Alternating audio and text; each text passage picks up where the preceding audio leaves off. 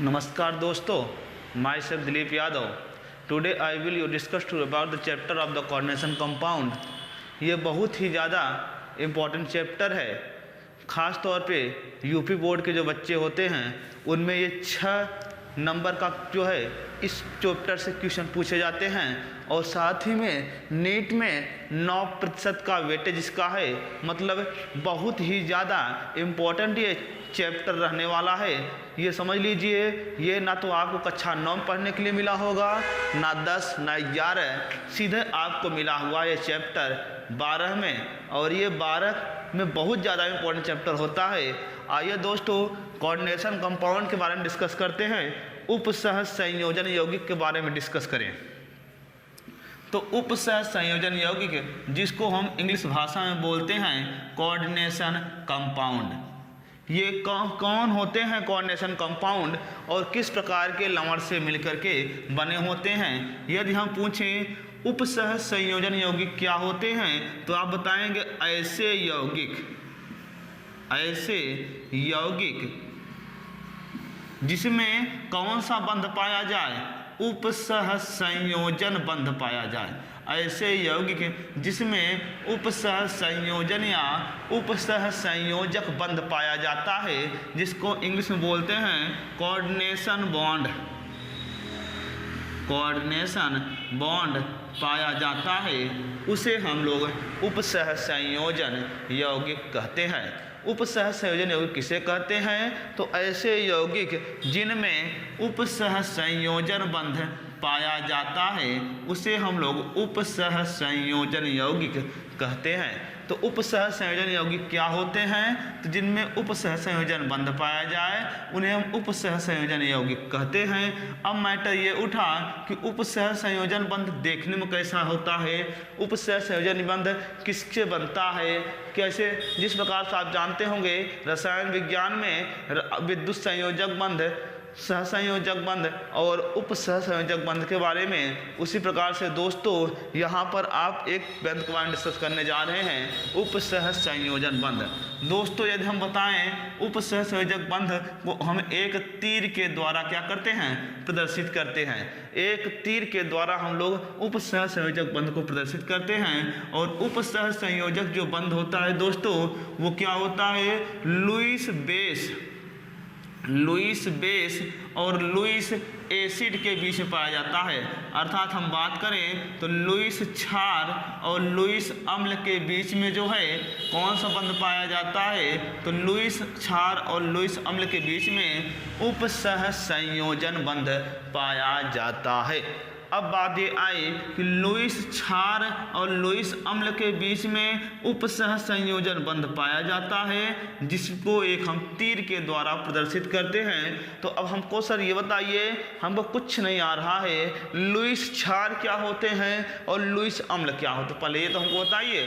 तो आप लोगों ने दोस्तों, जैसे आप लोगों ने पढ़ा होगा आर्हेनियस परिकल्पना, ब्रास्टेट लोरी परिकल्पना, उसी प्रकार से एक परिकल्पना होती है कौन सी, लुईस परिकल्पना। लुईस परिकल्पना में क्या बताया गया होगा आपको, लुईस परिकल्पना। इस लुईस परिकल्पना में आपको क्या बताया गया होगा, अम्ल और क्षार के बारे में। लुईस अम्ल किसे कहते हैं और लुईस क्षार किसे कहते हैं। यदि हम बात करें लुईस अम्ल किसे कहते हैं तो जो क्या करते हैं, जो लोन पेयर इलेक्ट्रॉन को ग्रहण करें। कौन होते हैं, लुईस अम्ल उन्हें कहेंगे जो लोन पेयर इलेक्ट्रॉन को क्या करते हैं, ग्रहण करते हैं, उन्हें हम क्या कहते हैं, लुईस अम्ल कहते हैं। अब बात ये आई कि सर लुईस क्षार किन्हें कहेंगे, दोस्तों लुईस क्षार उसे कहेंगे जो लोन पेयर इलेक्ट्रॉन को क्या करते हैं, त्यागते हैं। जो लोन पेयर इलेक्ट्रॉन को त्यागते हैं उन्हें हम लुईस क्षार कहते हैं, और जो लोन पेयर इलेक्ट्रॉन को क्या कर लेते हैं, ग्रहण कर लेते हैं, उन्हें हम क्या बोलेंगे, लुईस अम्ल कहते हैं। तो अब आपको यहाँ क्लियर हो रहा होगा लुईस अम्ल किसे कहेंगे और लुईस क्षार किसे कहेंगे। तो लुईस क्षार जो लोन पेयर इलेक्ट्रॉन को त्यागता है और लुईस अम्ल जो लोन पेयर इलेक्ट्रॉन क्या कर लेता है दोस्तों, ग्रहण कर लेता है। तो अब इतने में अगर हम ब्यौरा पूछे आपसे तो आप बता सकते हैं उपसह संयोजन यौगिक किसे कहते हैं। तो ऐसे यौगिक जिनमें उपसह संयोजन बंध पाया जाए उसे हम उपसह संयोजन यौगिक कहते हैं। उपसह संयोजन यौगिक को हम एक तीर के द्वारा प्रदर्शित करते हैं। ये तीर जो है लुईस क्षार और लुईस अम्ल के बीच बनता है और ये जो तीर बना हुआ है ये लोन पेयर इलेक्ट्रॉन के स्थानांतरण से बना हुआ है। ये जो बना हुआ है किससे बना हुआ है? लोन पेयर इलेक्ट्रॉन के स्थानांतरण से बना हुआ है, अर्थात लुईस क्षार इलेक्ट्रॉन को त्यागा हुआ है लोन पेयर और लुईस अम्ल ने क्या कर लिया? उसको ग्रहण कर लिया। इतनी कहानी तो आपको समझ में आ गई होगी लुईस अम्ल और लुईस क्षार की। दोस्तों यहाँ पर कहानी इतने में ही नहीं रुकी, कहानी को और आगे बढ़ाया गया कि सर अब मान लीजिए कोई यौगिक है, हम कैसे जानेंगे कि वो लुईस अम्ल है कि लुईस क्षार है? तो आपको तुरंत पता हो जाना चाहिए जिनके पास लोन पेयर इलेक्ट्रॉन होगा वो लुईस क्षार हो जाएगा और जिनके पास लोन पेयर इलेक्ट्रॉन नहीं होगा अर्थात ग्रहण करने की शक्ति रखेगा, अर्थात आप बोल सकते हैं रिक्त कक्षक होते हैं, उन्हें हम क्या कहते हैं? लुईस अम्ल कहते हैं। तो मैटर ये आया कि लुईस अम्ल और लुईस क्षार को हम पहचानेंगे कैसे? तो लोन पेयर इलेक्ट्रॉन के बारे में आप यहाँ बता रहे हैं सर, तो लोन पेयर इलेक्ट्रॉन हम निकालेंगे कैसे? बहुत ही आसान तरीका है दोस्तों लोन पेयर इलेक्ट्रॉन निकालने का तरीका। लोन पेयर इलेक्ट्रॉन क्या करने के लिए? निकालने का तरीका। लोन पेयर इलेक्ट्रॉन कैसे हम निकालेंगे? चलिए सीखते हैं कि लोन पेयर इलेक्ट्रॉन हम लोग कैसे निकालते हैं। देखिए अगर हम पूछे नाइट्रोजन जिसका परमाणु क्रमांक है 7, इसमें कितने लोन पेयर ऑफ इलेक्ट्रॉन हैं? तो आप कहेंगे हम कैसे बता पाएंगे सर? तो हम पूछे अगर नाइट्रोजन जो है जहाँ रहेगा वहाँ लुईस अम्ल की भांति कार्य करेगा कि लुईस क्षार की भांति कार्य करेगा? तो कहेंगे सर पहले बताइए lone pair electron, lone pair electron जिसके पास होगा वही त्यागेगा, वही लुईस क्षार होगा और जिसके पास ग्रहण करने की शक्ति होगी लुईस अम्ल कहलाएगा।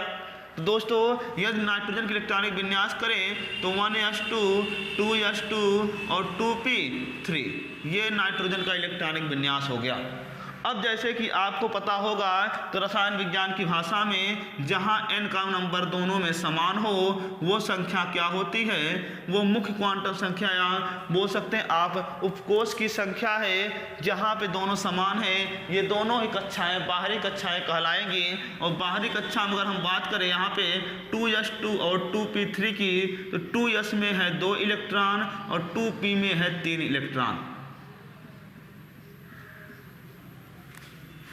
इन्हीं हम बाहरी इलेक्ट्रॉनों को ही हम लोग कौन सी इलेक्ट्रॉन संज्ञा देते हैं? तो इन्हीं हम जो है बाहरी कक्षा को हम लोग संयोजी कक्षा कहते हैं। बाहरी कक्षा को हम लोग क्या बोलते हैं? बाहरी कक्षा को हम लोग बोलते हैं संयोजी कक्षा और संयोजी कक्षा उपस्थित इलेक्ट्रॉन को हम लोग क्या बोलते हैं? संयोजी इलेक्ट्रॉन कहते हैं। बाहरी कक्षा को संयोजी कक्षा और संयोजी कक्षा उपस्थित इलेक्ट्रॉन को संयोजी इलेक्ट्रॉन कहते हैं। ऐसे संयोजी इलेक्ट्रॉन, क्योंकि संयोजी कक्षा में तो संयोजी इलेक्ट्रॉन ही बोलेंगे, ऐसे संयोजी इलेक्ट्रॉन जो बंध बनाने में भाग ना ले, ऐसे संयोजी इलेक्ट्रॉन जो बंध बनाने में भाग ना ले उन्हें हम कहते हैं लोन पेयर इलेक्ट्रॉन। क्या बोलते हैं? लोन पेयर इलेक्ट्रॉन बोलते हैं। और ऐसे संयोजी इलेक्ट्रॉन जो बंध बनाने में भाग लेते हैं उन्हें हम कहते हैं बॉन्डिंग इलेक्ट्रॉन। जो बंध बनाने में भाग लेंगे उन्हें हम बॉन्डिंग इलेक्ट्रॉन कहेंगे। आप सबको पता होगा एक कक्षक में 2 इलेक्ट्रॉन होते हैं और इनको भी अपने युग्मित करने के लिए किसी दूसरे के साथ क्या करेंगे? साझा करेंगे। इसलिए जो बाहरी कक्षा में जो अयुग्मित इलेक्ट्रॉन होते हैं उनको हम बॉन्डिंग इलेक्ट्रॉन कहते हैं और बाहरी कक्षा में जो युग्मित इलेक्ट्रॉन होते हैं उनको हम लोन पेयर इलेक्ट्रॉन की संज्ञा दे देते हैं।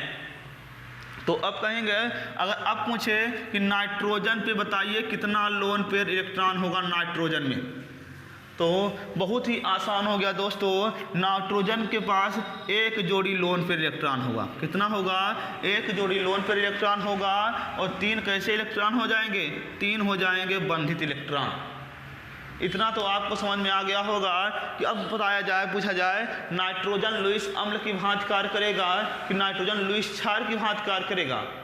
तब आप बताएंगे सर इसके पास लोन पेयर इलेक्ट्रॉन है। इसका मतलब जिनके पास लोन पेयर इलेक्ट्रॉन था, जिनके पास लोन पेयर इलेक्ट्रॉन था उनको हम लोग क्या बोलते थे? लुईस क्षार कहते थे। तो नाइट्रोजन सर लुईस क्षार की भांति कार्य करेगा। अब हम आपको एक और क्वेश्चन पूछे तो आप बता सकते हैं अब आसानी से कि ऑक्सीजन के पास कितने लोन पेयर इलेक्ट्रॉन होंगे।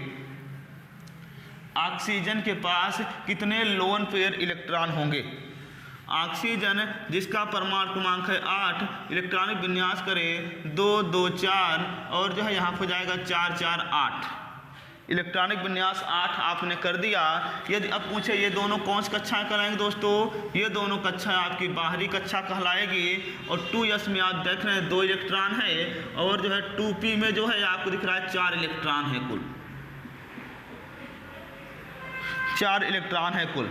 अब आपको समझ में आ रहा होगा कि ये जो संयोजी इलेक्ट्रॉन जो हैं इसमें ये इलेक्ट्रॉन तो बॉन्डिंग इलेक्ट्रॉन कहलाएंगे, ये इलेक्ट्रॉन तो बॉन्डिंग इलेक्ट्रॉन कहलाएंगे क्योंकि ये युग्मित नहीं है। लेकिन जो युग्मित इलेक्ट्रॉन हैं उनको हम लोग कौन से इलेक्ट्रॉन बोलेंगे दोस्तों? तो लोन पेयर इलेक्ट्रॉन बोलेंगे। तो अगर आपसे पूछा जाए ऑक्सीजन के पास कितने जोड़ी लोन पेयर इलेक्ट्रॉन है तो 1 और 2, अर्थात ऑक्सीजन के पास 2 जोड़ी लोन पेयर इलेक्ट्रॉन हो गए और 2 इलेक्ट्रॉन ऑक्सीजन के पास क्या हो गए? बंधित इलेक्ट्रॉन हो गए, अर्थात बॉन्डिंग इलेक्ट्रॉन हो गए। तो इस प्रकार से आप लुईस अम्ल और लुईस क्षार की पहचान कर लेंगे। अब कहेंगे सर हम अब समझ गए कि जो है लोन पेयर इलेक्ट्रॉन कैसे निकालते हैं। तो आप लोग कमेंट बॉक्स में ज़रूर बताइएगा फ्लोरीन जिसका परमाणु क्रमांक 9 इसके पास कितने जोड़ी लोन पेयर ऑफ इलेक्ट्रॉन होते हैं? फ्लोरीन परमाणु क्रमांक 9 इसके पास कितने जोड़ी लोन पेयर इलेक्ट्रॉन होते हैं? जल्दी से निकाल करके कमेंट बॉक्स में बताइएगा ज़रूर। आइए अब हम लोगों ने क्या क्या डिस्कस किया कि उपसहज संयोजन यौगिक क्या हैं ये देख लिए हम लोग, और उपसहज संयोजन बंध क्या होता है ये भी हम लोग देख लिया। इसी साथ साथ हम लोगों ने देखा लुईस क्षार क्या होते हैं और क्या होते हैं लुईस अम्ल क्या होते हैं। अब बारी आ गई कि सर लुईस अम्ल किसे कहेंगे? बताए थे आपको जो लोन पेयर इलेक्ट्रॉन को क्या कर लेता है? ग्रहण कर लेता है। जो लोन पेयर इलेक्ट्रॉन ग्रहण कर लेता है उसे लुईस अम्ल, और जो त्याग देता है उसे हम क्या कहते हैं? लुईस क्षार कहते हैं। तो लुईस क्षार तो आप पहचान लेंगे लोन पेयर इलेक्ट्रॉन निकाल के। और लुईस अम्ल की कहानी आ गई। तो लुईस अम्ल जो लोन पेयर इलेक्ट्रॉन ग्रहण करे, लोन पेयर इलेक्ट्रॉन को ये कब ग्रहण करेगा? जब इसके पास क्या रहेंगी? अतिरिक्त कक्षा हो, क्योंकि जब ये लोन पेयर इलेक्ट्रॉन देगा तो इसके पास क्या होनी चाहिए? कक्षाएं होनी चाहिए, ताकि ये क्या करे? लोन पेयर इलेक्ट्रॉन अपने पास क्या करे? रख सके। जब अपने पास ये लोन पेयर इलेक्ट्रॉन रखने के लिए अतिरिक्त कक्षाएं रखा रहेगा तो दोस्तों अक्सर अतिरिक्त कक्षाएं आपको मिलती हैं डी ब्लॉक के तत्वों में।